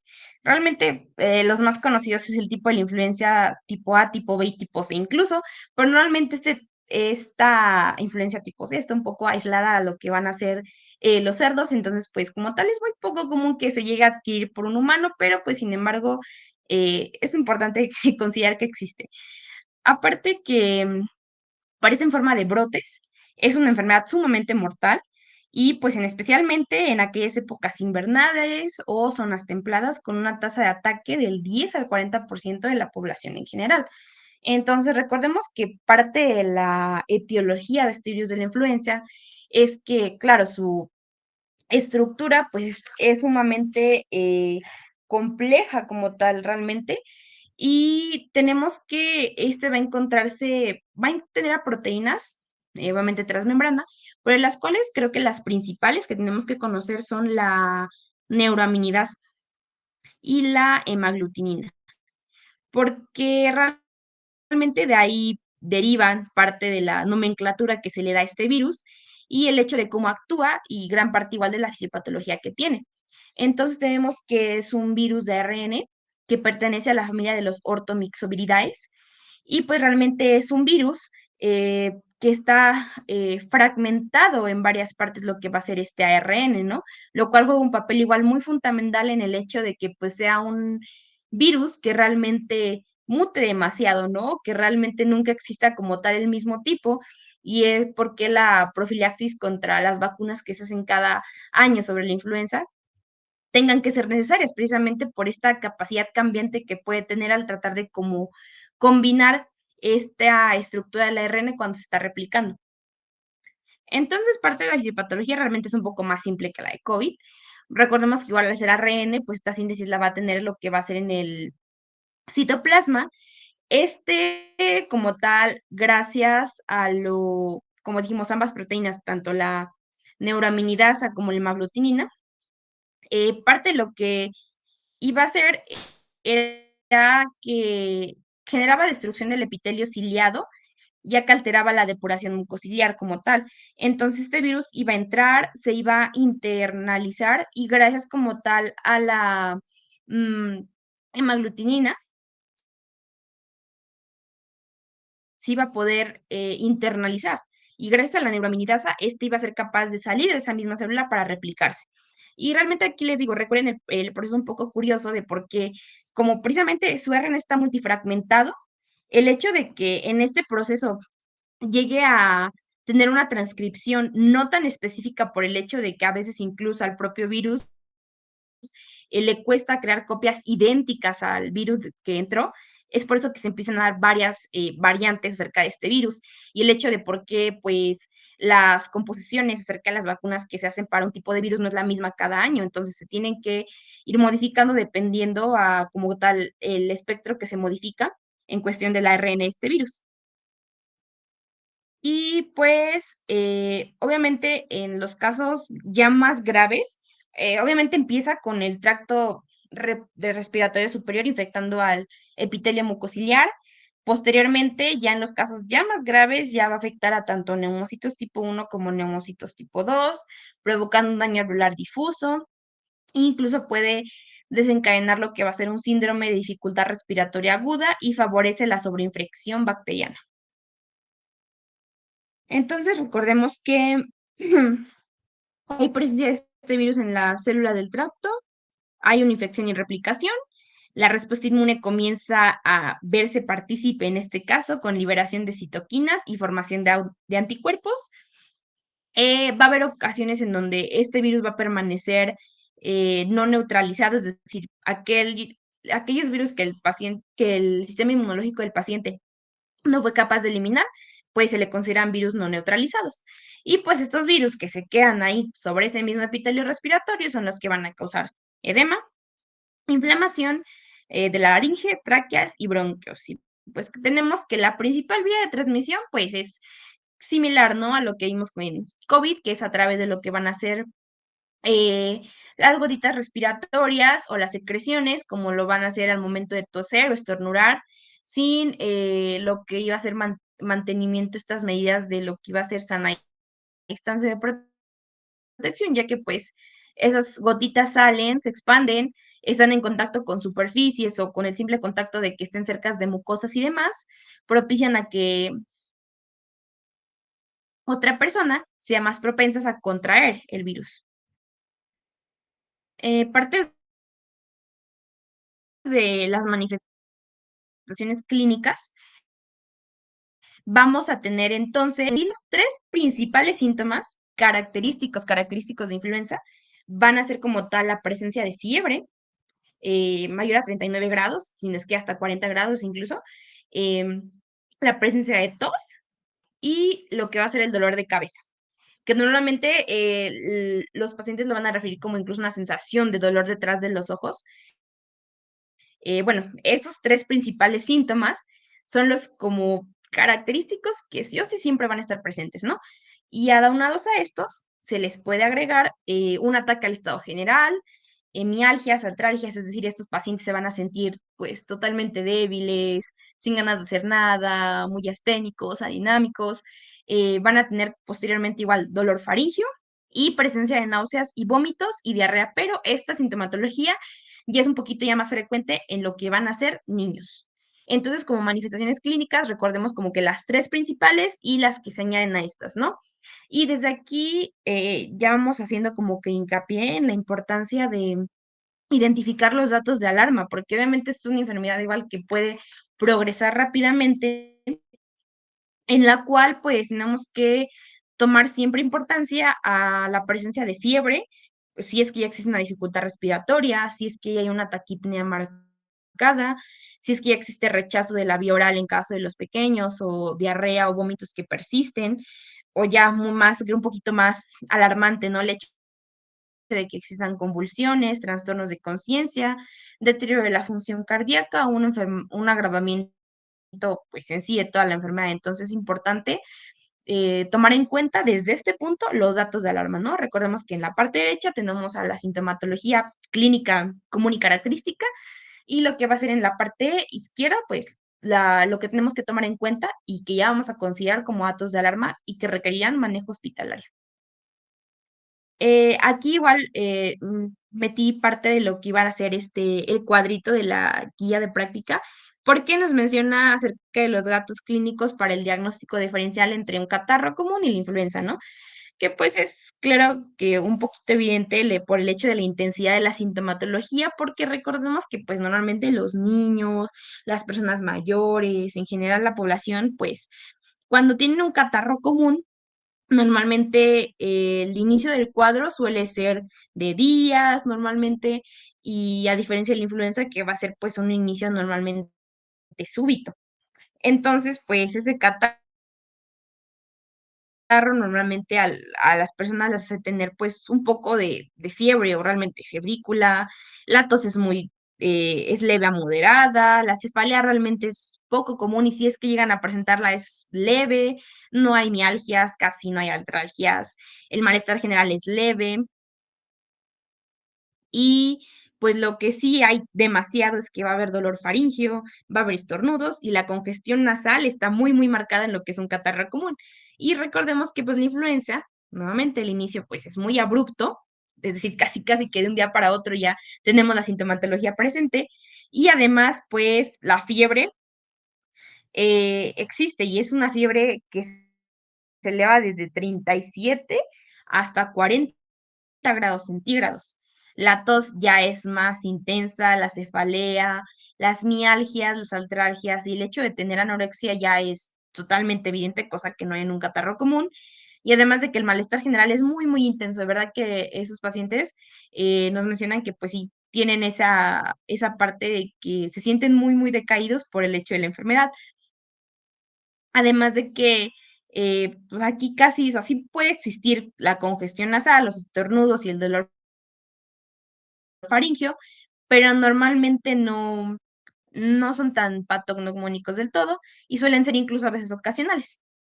Y ok, parte de lo que iba a ser el diagnóstico, realmente nos manejan como que lo tenemos que hacer a través de lo que es la historia clínica, la epidemiología y a través de los datos de laboratorio. Pero pues igual, hablando comúnmente de lo más típico que suele haber, recordemos que pues lo que podemos hacer de primera instancia es pues una prueba rápida de antígeno, ¿no? Que pues estas pruebas rápidas igual recordemos, sí nos ayudan, sin embargo, pues la especificidad y la sensibilidad igual está un poquito en duda, ¿no? Y en todo caso, la detección como tal de estos antígenos virales o las pruebas de PCR también es útil aquí en el caso de influenza, lo cual también podemos implementar lo que es el uso del hisopado nasofaríngeo en pacientes ambulatorios, ¿no? Siempre y cuando, pues, dice la guía que sean o que hayan presentado los síntomas, de preferencia en menos de 72 horas se puede realizar esto para que tenga mayor especificidad y sensibilidad. Entonces se pueden hacer pruebas rápidas, como les mencioné, el hisopado y pues bueno, igual la detección con aspirado bronquial, ¿no? En caso de que sea ventilación mecánica, para que exista principalmente, ¿no? La detección de los antígenos o la detección de los genomas del virus y pues ya e incluso se puede mandar a hacer un cultivo viral para ver si en efecto estamos ante la presencia de lo que es el virus de la influenza. Pero pues principalmente es eso, ¿no? Diferenciarlo de pues lo que es un catarro común, de lo que es incluso COVID-19 y de lo que pues va a ser propiamente la influenza. Entonces, es por eso la importancia de la sintomatología y de la historia clínica para detectar pues desde ahí mismo parte de los pródromos que nos marca la influenza y pues ya después ahora sí solicitar lo que son las pruebas complementarias para tratar de confirmar el diagnóstico. Tenemos posteriormente, les puse esta imagen acerca de cómo es que nosotros podemos tener estos criterios diagnósticos de acuerdo a lo que van a ser las imágenes de la radiografía de tórax, a diferencia de COVID-19 y pues con influenza, ¿no? Que es lo que ya vimos. Recordemos que pues en caso de COVID, el inicio de los síntomas realmente es subagudo. Ajá, recuerden de lo que hablamos de COVID. Este periodo de incubación del virus va desde el día que empieza hasta los 14 días aproximadamente con un promedio de 5 días. Entonces realmente para COVID-19 la sintomatología es gradual. Y para la influenza realmente es muy brusco. Tenemos que este periodo de incubación realmente va de 1 a 4 días. En 1 a 4 días el paciente ya presentó toda la sintomatología característica de influenza, ¿va? Entonces, ¿cuál va a ser la sintomatología clave? Recordemos que en COVID, bueno, ya vimos como tal los síntomas específicos e inespecíficos, ¿verdad? Pero recordemos que aquí va a haber principalmente tos seca, una disnea ya muy marcada por la destrucción de ese epitelio alveolar, la anosmia y la geusia, y la fiebre realmente empieza siendo moderada, no empieza siendo tan alta. Y pues en la influenza ya tenemos una fiebre alta, por arriba de 38, 39 grados centígrados, incluso hasta 40.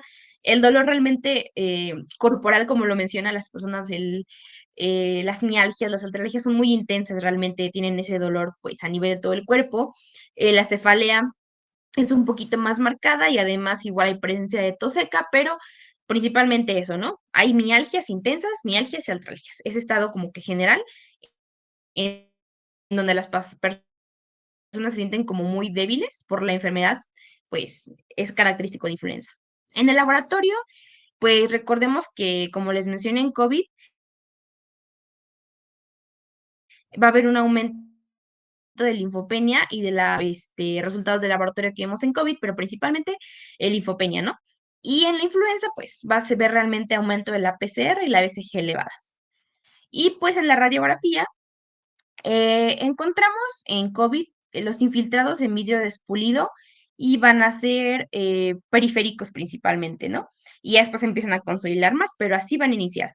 Y en el caso de la influenza, el patrón es intersticial y difuso.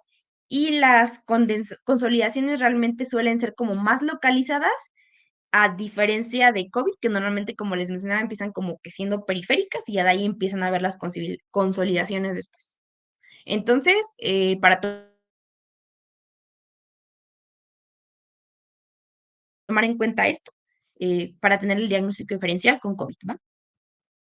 Y recordemos, bueno, nos recomiendan realmente la radiografía de tórax para influenza no se hace de forma rutinaria y no está recomendada como un diagnóstico para diagnóstico así de que siempre tiene que pedir. Nos dicen que únicamente tenemos que pedir la radiografía de tórax en aquellos pacientes que, pues, obviamente se tenga la sospecha de influenza o que ya se confirmó que tuvieron influenza, pero que tengan expectoración pulmonar anormal, si se sospecha de neumonía, si tiene una desaturación realmente muy marcada o si la primera radiografía que se le llegó a tomar tuvo datos sugestivos de una neumonía o un posible desarrollo de neumonía, pues entonces es donde, ok, vuelvo a solicitar otra radiografía de tórax para ver cómo va la progresión de este patrón de consolidación, ¿vale? Entonces, solamente en estos casos es cuando suele pedir, pero recordemos que pues las pruebas un poquito más específicas y de primera mano van a ser pues el hisopado nasofaringio, las pruebas de PCR, incluso un cultivo viral y pues en algunos casos las pruebas rápidas, ¿vale? Parte del tratamiento, eh, mm, recordemos que no se debe de administrar productos, primero que nada, que contengan ácido acetil salicílico, por ejemplo, aspirina y subicilato de bismuto, a ningún caso confirmado o sospechoso de influenza H1N1 en menores de 18 años, debido al riesgo de desarrollar el síndrome de Reye, que es principalmente este síndrome en donde va a haber daño principalmente a nivel de una encefalopatía y una hepatomegalia. Entonces está súper contraindicado este aspecto, ¿no? De administrar aspirina y subacilato de bismuto. En su parte se puede administrar un tratamiento sintomático con acetaminofén o bueno, paracetamol como antipirético en el caso de estos pacientes, ¿no? Pero sí mucho cuidado con el administrar aspirina o principalmente se asocia a esto, ¿no? Al ácido acetilsalicílico, porque pues vienen a generar este síndrome en los pequeños. Y parte del tratamiento ya de segunda línea, que ya no va a ser el sintomático, ya para inhibir esa replicación viral, nos manejan el tratamiento con inhibidores de la neuraminidasa viral y inhibidores de la hemaglutinina.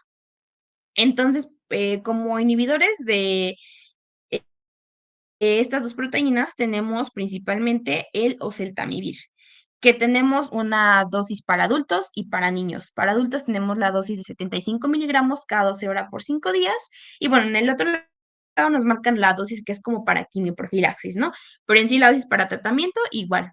Recordémoslas muy bien. Y para en el caso de niños, que nos dicen que pues como tal la edad tiene que ser de 12 meses o más, tiene que respetarse la dosificación de acuerdo al peso dependiendo si este peso es de 15 kilogramos o menos, mayor a 15 a 23, mayor a 23 a 40, hasta mayor a 40 kilogramos, igual se da el tratamiento con oseltamivir, pero pues la dosificación es variante de acuerdo al peso. Entonces es un dato que tenemos que tomar mucho en cuenta para el tratamiento, ya sea de los que ya padezcan, los niños que ya padezcan la enfermedad como tal, influenza, o para su quimioprofilaxis, ¿vale?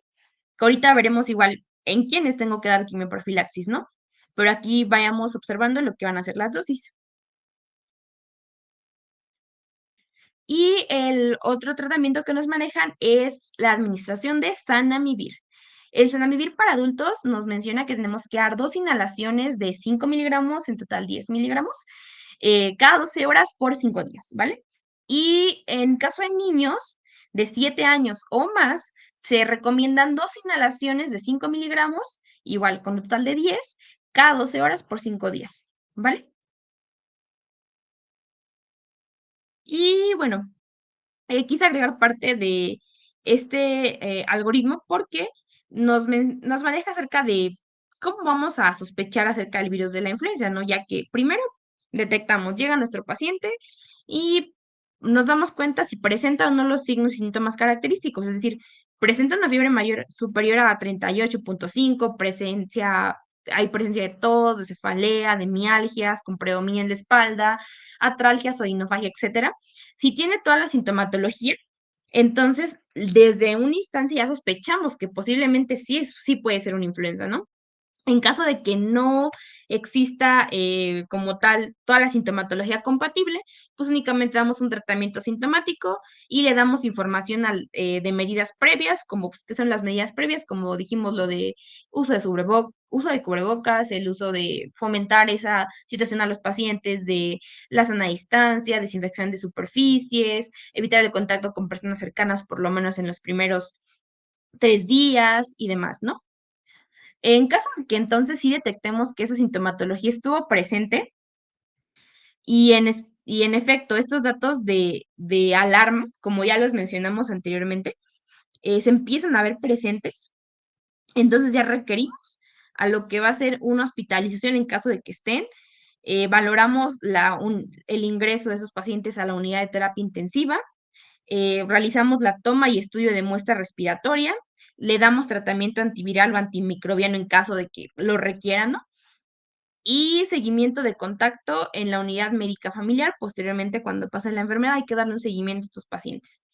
Y en caso de que este paciente no presente datos de alarma, recordemos si es que tiene factores de riesgo. Si no tiene factores de riesgo, pues le damos tratamiento antiviral un ambulatorio con consulta externa, bueno, controla consulta externa y le damos las medidas igualmente preventivas. Y si es que sí tiene factores de riesgo, entonces si son menores, la evolución es menor a 48 horas, le damos tratamiento antiviral ambulatorio con control igual a consulta externa y medidas preventivas. Y si la evolución tenemos que pues ya es mayor a 48 horas, pues damos un tratamiento sintomático y damos las medidas preventivas, ¿vale? Y bueno, acá les digo, ¿cuál van a ser las medidas preventivas? Nos mencionan que es lavado de manos con agua y jabón, cubrir la boca al toser, con un pañuelo, colocarlo dentro de una bolsa plástica, tratar de no tocarse los ojos, la nariz o cualquier superficie mucosa, y menos cuando pues no se han lavado las manos, y evitar saludar de mano, acudir a sitios concurridos, compartir alimentos, etcétera. Y los datos de alarma en niños y en adultos. Eso es igual, hay que tenerlos muy presentes. ¿Por qué? Porque en niños van a variar un poquito la característica a comparación de los adultos, ya que en los niños va a haber una fiebre igual alta, pero va a haber igual presencia de dificultad para respirar. Va a haber aumento en la frecuencia respiratoria. Si la edad está entre 2 y 11 meses, normalmente suele haber más de 50 respiraciones por minuto, entonces es importante tomarlo en cuenta. Y entre 1 a 5 años, normalmente esta frecuencia respiratoria suele aumentar mayor a 40, ¿va? De acuerdo a la edad. Va a haber rechazo de la vía oral, puede haber incluso convulsiones, como los mencionábamos en la sintomatología, y puede haber trastornos del estado de conciencia. Entonces, todo esto son datos de alarma en los niños.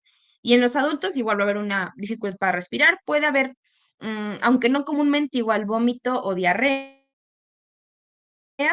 trastornos igual del estado de conciencia y un deterioro agudo de la función cardíaca y un agravamiento de la enfermedad, ¿no? Y recordemos acá igual los factores de riesgo. Todos, como tal, todos los pacientes que sean mayor de 60 a 65 años o menor de 5 años y en situaciones atípicas, el grupo de adultos jóvenes, ¿no? Pero principalmente eso. Es más común en niños y en mayores de 60 a 65 años, en aquellos que tengan enfermedad crónico debilitante, como las que se mencionan, en las embarazadas también es muy importante considerarla como un factor de riesgo, la exposición laboral principalmente al personal de la salud y las personas que viajan a las áreas afectadas, cualquiera de sus puntos, es importante para nosotros considerarla como un factor de riesgo para desarrollar influenza. Y bueno, ¿alguna duda igual que tengamos hasta aquí de influenza?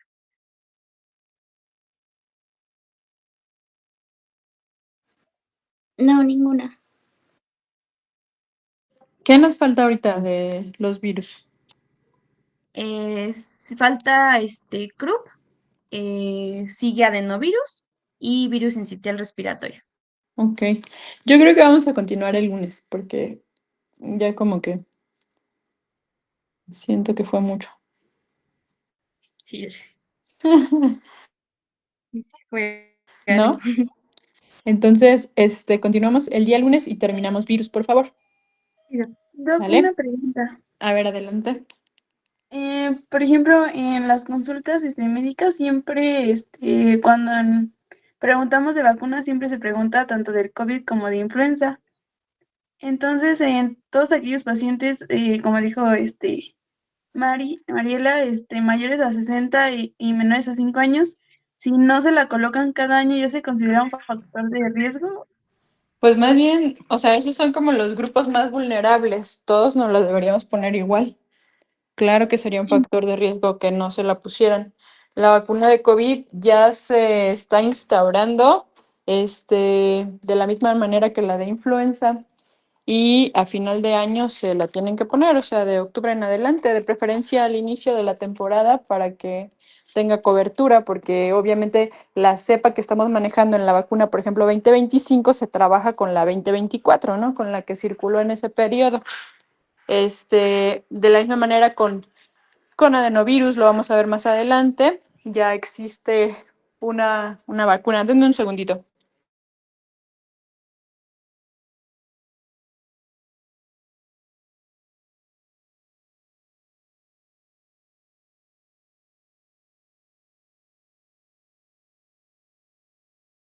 Listo, gracias. Y entonces, todos debemos vacunarnos. Obviamente, si no se ponen el mismo día las vacunas contra diferentes virus, necesitamos esperar 4 semanas, ¿sí? Para poder aplicar, no sé, por ejemplo, si se quieren aplicar COVID e influenza, lo pueden hacer el mismo día sin problema.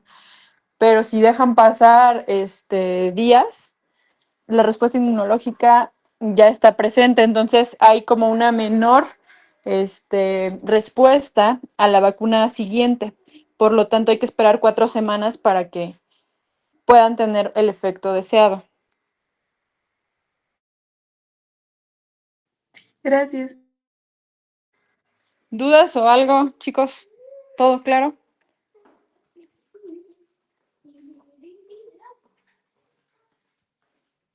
¿Todo quedó clarísimo entonces?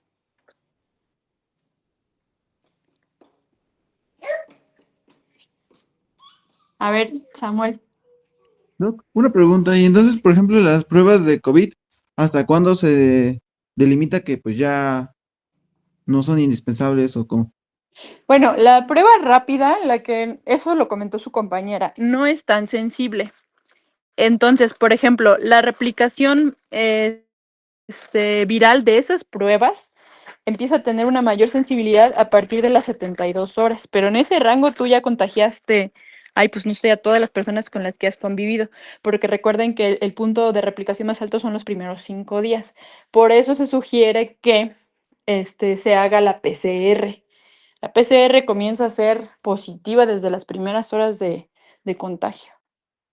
Entonces, por ejemplo, si mi paciente ya tiene 7 días, ya no le hagan, por ejemplo, pruebas de antígeno, o sea, las pruebas rápidas, ¿no? Ya no tiene caso porque ya incluso está saliendo del cuadro. Siempre que ustedes sospechen, lo ideal siempre será la PCR. Desde las primeras horas de contagio te va a dar positividad. Y la prueba rápida te puede salir negativa, confiarte, contagiar gente y se positiviza hasta los 5 días. Incluso hay pruebas que hemos visto que se empiezan a ser positivas. O sea, realmente no tiene, o sea, en la medicina real, digamos, no tendría caso hacer una prueba de antígeno, una prueba rápida. Se hace, ¿por qué? Pues por los menores costos que hay, etcétera. Pero si tú tienes el cuadro clínico, el antecedente de contacto, contagio o viajes, como decía su compañera, a ciertos lugares donde hay incidencia de casos, lo más recomendable es aislar al paciente para que no esté contagiando personas, hacerle su PCR o, por ejemplo, aislarlo simplemente y en unos días, si tú quieres hacer la prueba de antígeno como para saber si realmente fue, pues bueno, pero ahí yo no le veo caso. O sea, como neumóloga, yo lo que haría sería una PCR y ya. De hecho, hay paneles de virus respiratorios, no sé si los han escuchado. Por ejemplo, si te llega un niño a urgencias con un cuadro de neumonía en una época de invierno donde predomina más el contagio de los virus, lo ideal sería hacer prueba de panel de virus respiratorios. Porque tú no puedes discernir entre influenza, COVID muchas veces, o sincitial respiratorio, o un adenovirus, o una infección simultánea con cuadro severo. Es muy común, por ejemplo, encontrar sincitial con adenovirus, adenovirus con influenza en la época de invierno. Y son esos niños que tienen un cuadro muy feo que tú dices es COVID, ¿no? Y muchas veces no es COVID, es sincitial con otro virus, rinovirus, etcétera. Entonces, lo vamos a ver más adelante. Antes de la llegada de COVID, el virus sincitial respiratorio junto con el adenovirus en un segundo escalón, eran los virus que eran por excelencia los que más destrozos causaban en pulmón. Entonces, estos virus, todos los virus, denudan el epitelio respiratorio, llegan a tener contacto incluso con células del sistema nervioso que están ancladas hacia el epitelio respiratorio y llegan a causar broncoespasmo. Para que se regenere todo este epitelio pueden cursar hasta 3 semanas, dependiendo la profundidad del daño. Pero si el daño ya llegó hasta la membrana basal, hay partes denudadas ya del epitelio en todo el tracto respiratorio y de aquí a que el que algunos pacientes, perdón, lleguen a utilizar oxígeno, por ejemplo, porque no hay dónde hacer ese intercambio, etcétera. Lo vamos a ir viendo conforme la patología, algunas cosas ya las mencionaron, pero por ejemplo en sincitial, podemos también retomar esto. No de todos tenemos vacunas. Hay virus que pues como están cambiando y no dejan memoria, por ejemplo, sincitial fue uno de ellos que nos costó mucho tener una vacuna. Vamos a hablar de vacunas de anticuerpos monoclonales cuando toquemos este virus.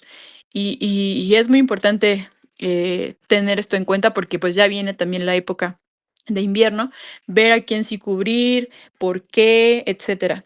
Pero bueno, retomando entonces tu pregunta, ¿qué haría? PCR. Así, PCR es más cara, sí, por eso los pacientes muchas veces hacen la prueba de antígenos, pero una prueba de antígenos no te quita de la duda, o sea, si la tomas en un tiempo ventana, digamos. ¿Dudas de esto?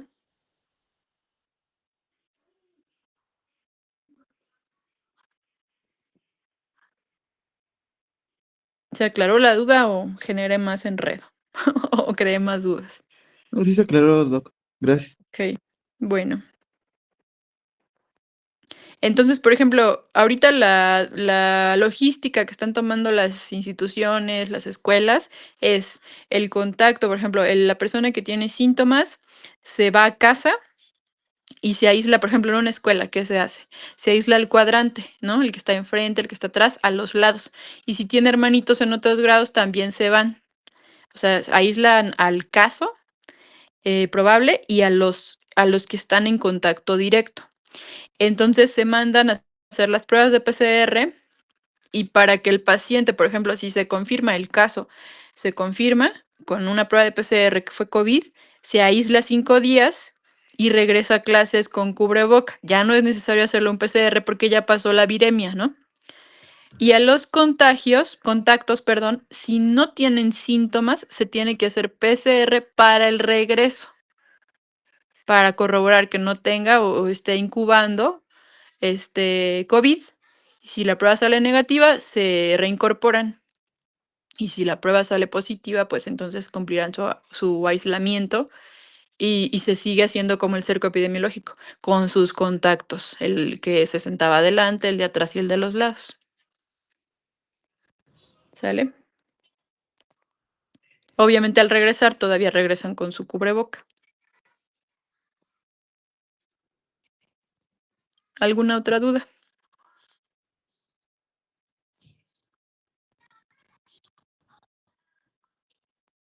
¿Todo bien?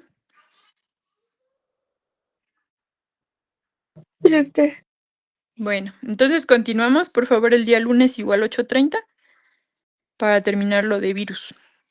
Si nos da tiempo, pues continuamos. Que tengan bonito fin. A ver, Cristian. Disculpe, Doc. Sí, Es más que nada para el siguiente tema que yo voy a dar de ok, neumonía, digo, de enfermedad pulmonar intersticial difusa. sí. Me enfoco en algunas patologías en específico porque son varias. Sí, son varias. A mí lo que me interesa aquí, por ejemplo, sería todo lo que es, la definición,